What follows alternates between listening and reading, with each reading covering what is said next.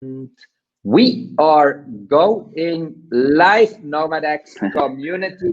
Welcome to the show, Facebook family, everyone who is watching. Another day, another life. It's literally the first one this week because we had 2 cancellations. But this guy today is so reliable. He never cancels on me. He always shows up. And I just said to him, he's probably the guy I interviewed the most over the last few years in all the different groups. Paul Thomson, welcome to the show. Great to have you on here. It's an honor.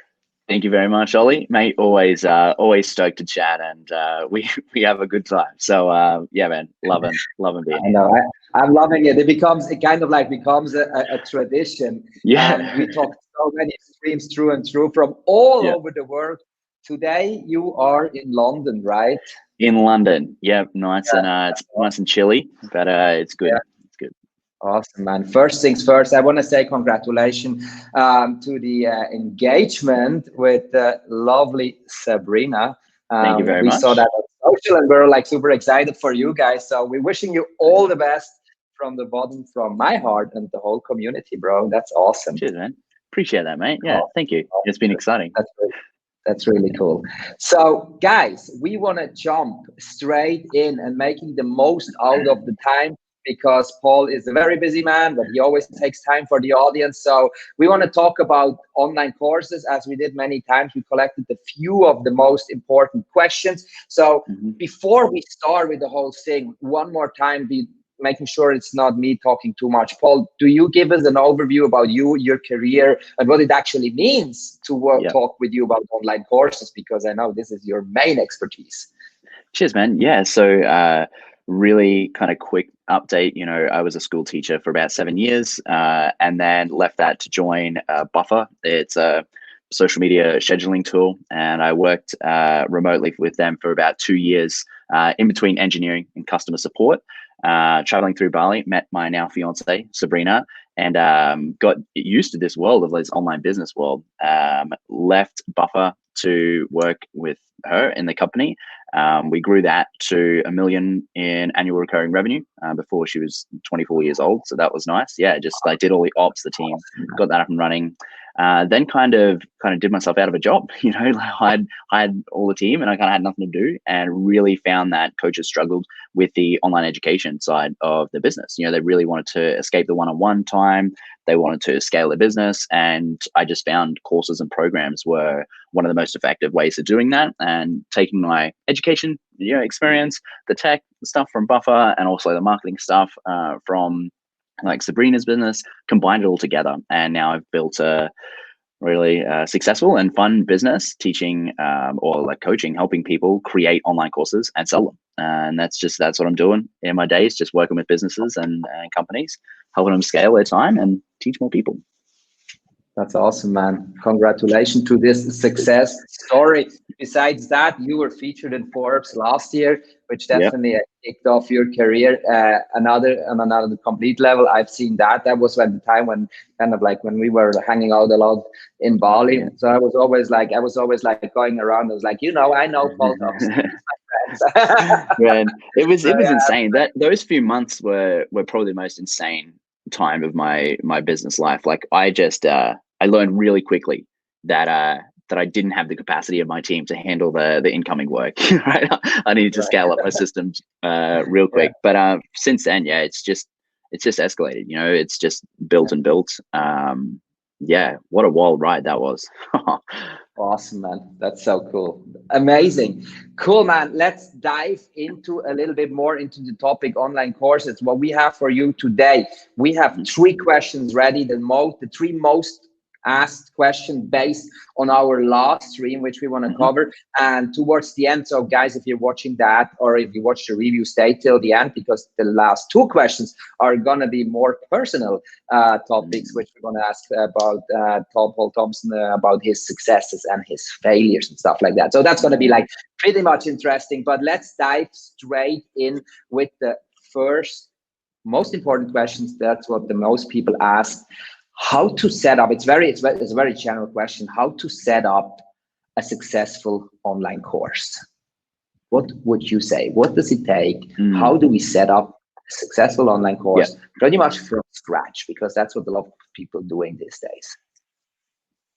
Yeah, good question. Success, there are different metrics for success. There's selling the course. So how do we sell courses and get success there?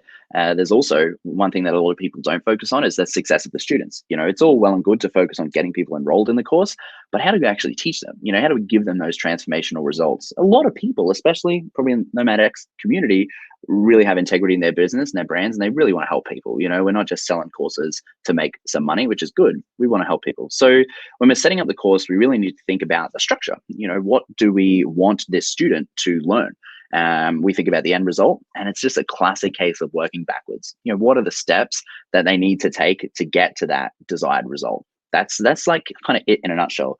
The course should be incremental. It's a little bit like a staircase, right? You start them nice and low, and you kind of work your way up each of the lessons, each of the modules.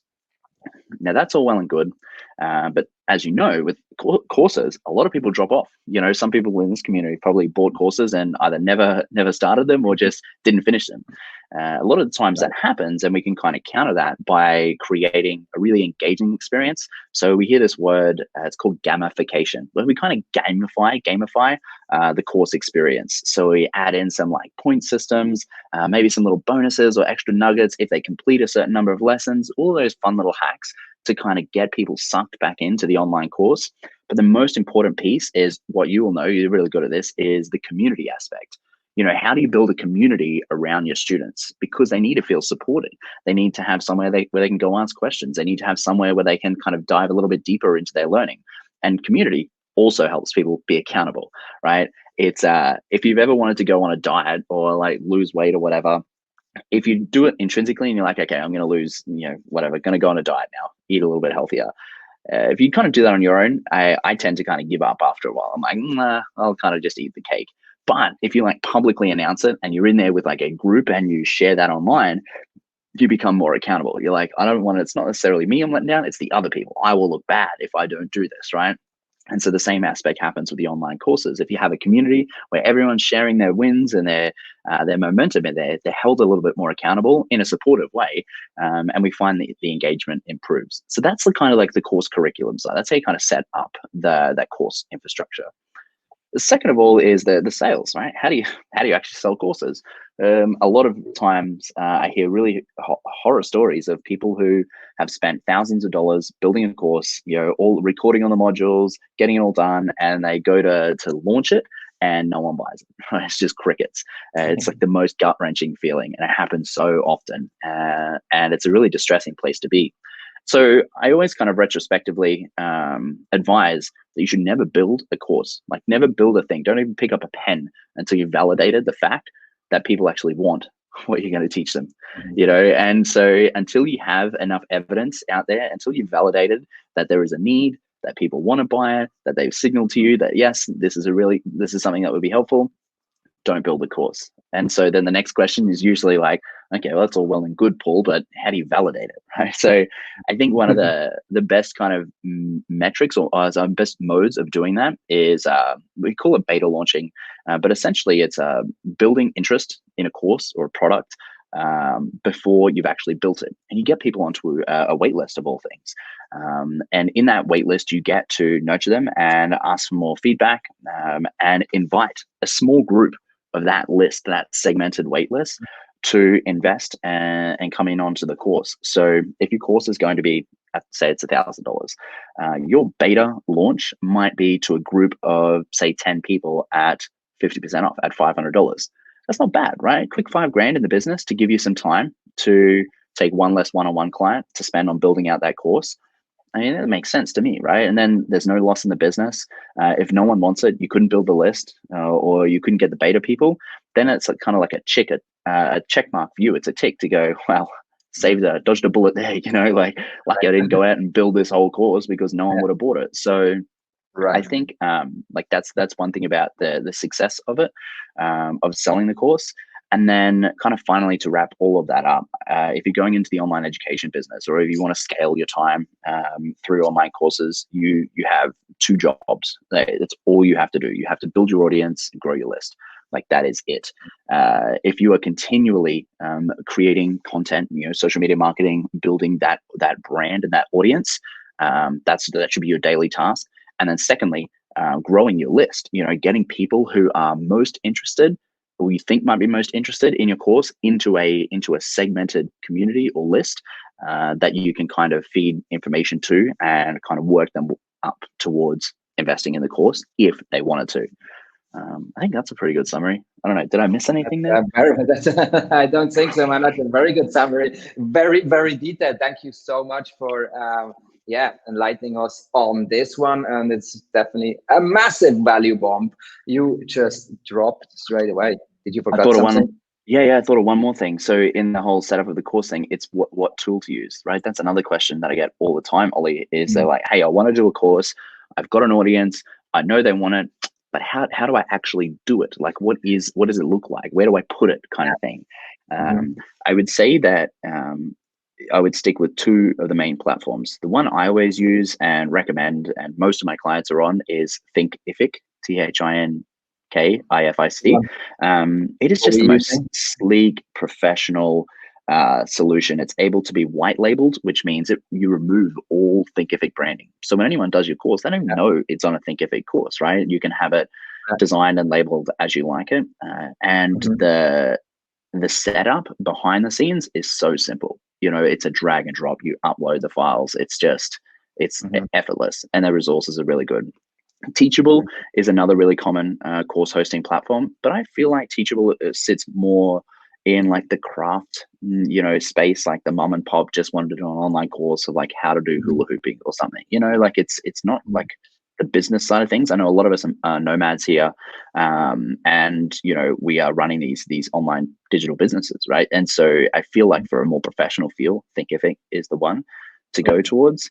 I think as an absolute rule that no one should ever break is never build a course or try and host your course in the back of ClickFunnels.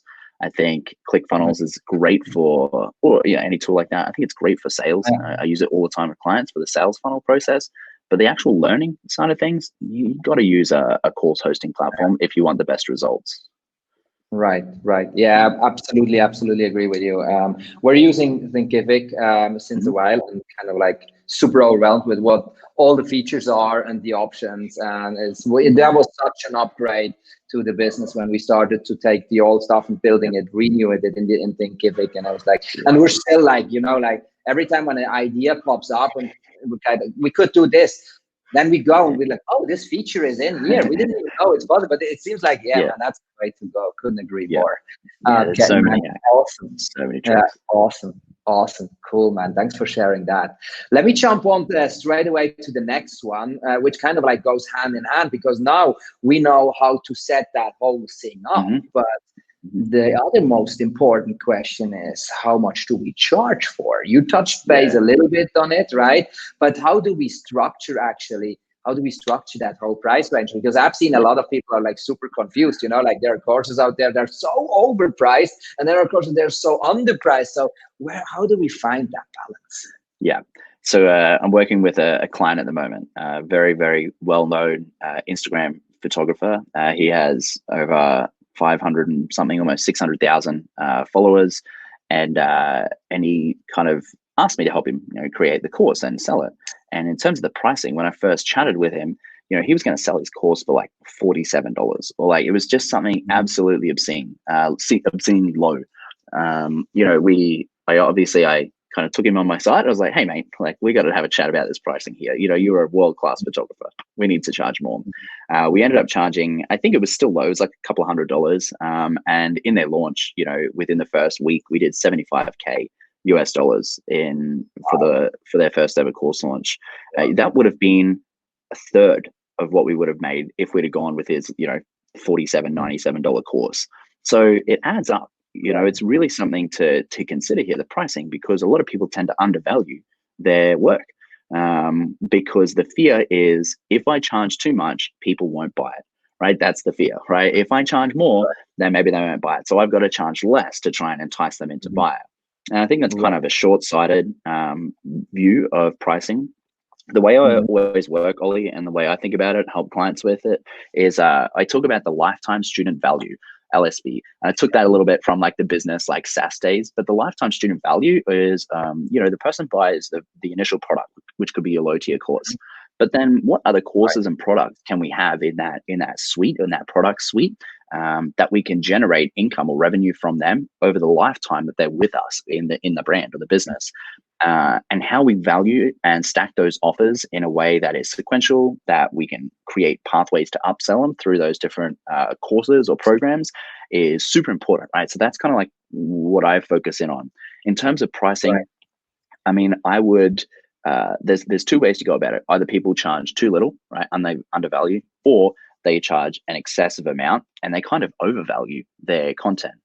Both of those are terrible in the same way, because when the student comes in and buys the very first course, it's like the first step in your relationship with them, right? You want to take them up through all these products. If they get to product number one and they have a bad experience, they drop out, it was overpriced and they didn't really get enough content out of there, or it was underpriced and they didn't really see the value in it, there is no way that you're going to be able to get that person up to the next course or the next product or the next program. So it is so important to get that very first course and all the pricing just on point. I would never, ever, ever, I think, sell a course for under $100. Or like, it seems crazy to me when there are people selling, influencers or whatever, selling Lightroom presets from their bios for, $70. Like, why would Yeah. you like sell an entire online course for that Right. amount? Right. So I think Gotcha. the pricing is never so much, what's the perfect price. I think you just need to know your Mhm. audience. I think you need Yeah. to be aware of knowing what other products you have down the line. I think if you're a coach, or a consultant, and you have, these one-on-one packages, I think it needs to be relative to those packages. If someone's paying you, 10 grand for 3 months to work with you one-on-one, like, and you sell a Mhm. course for $100, that's not really relative, right?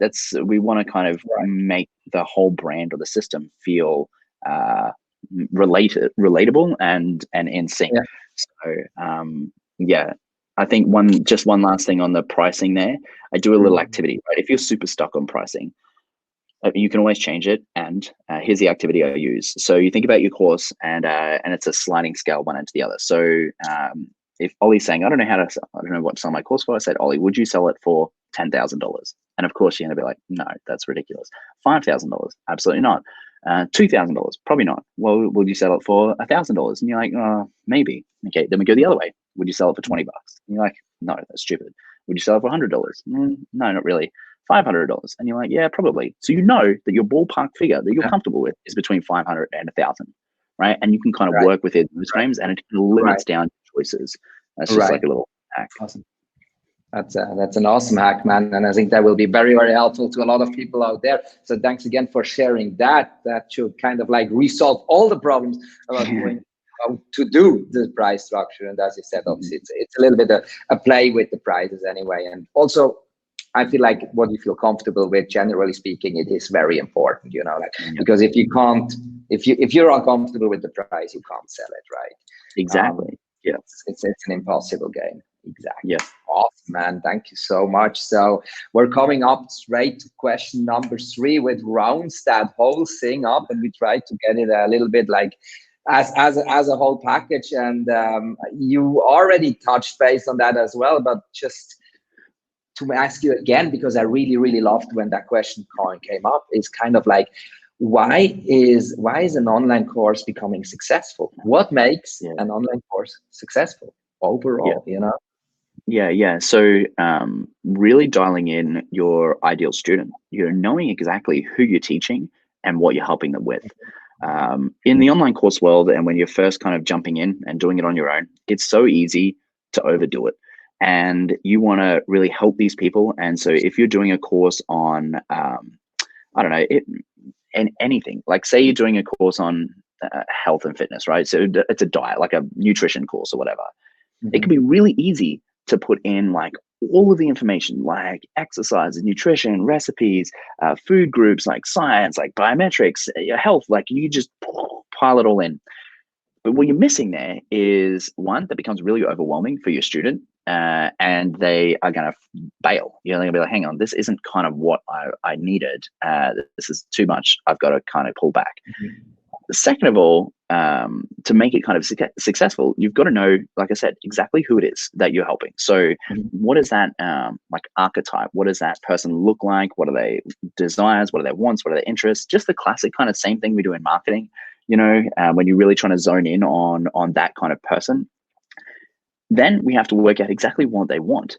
Not what you think they want, right? What they have told you that they want help with. Like, what is it that they are deeply, deeply desire? Because I talk about it, it's like on a timeline. I don't have a pen or whatever, but people are in a current situation that they want to get out of. They either want to get fitter, healthier, more money, bigger following.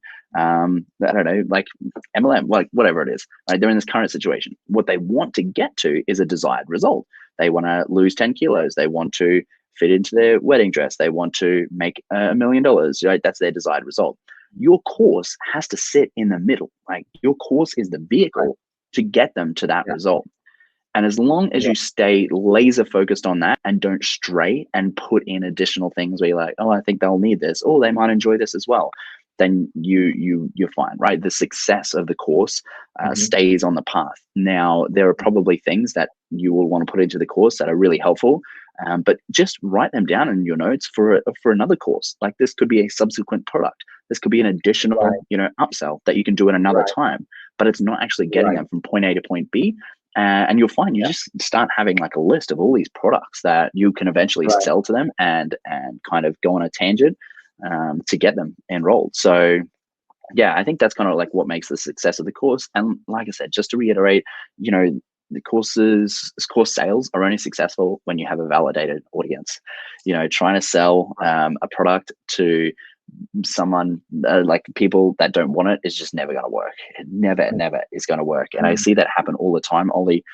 People think that Facebook ads is the strategy to sell courses. If they don't have an audience, I'm just going to run money to Facebook ads, send them to my sales page, my course, and I'll make $1 million, right? Because that's what digital marketers tell them. That's what these guys kind of preach. But it's not that's not effective, right? It doesn't work.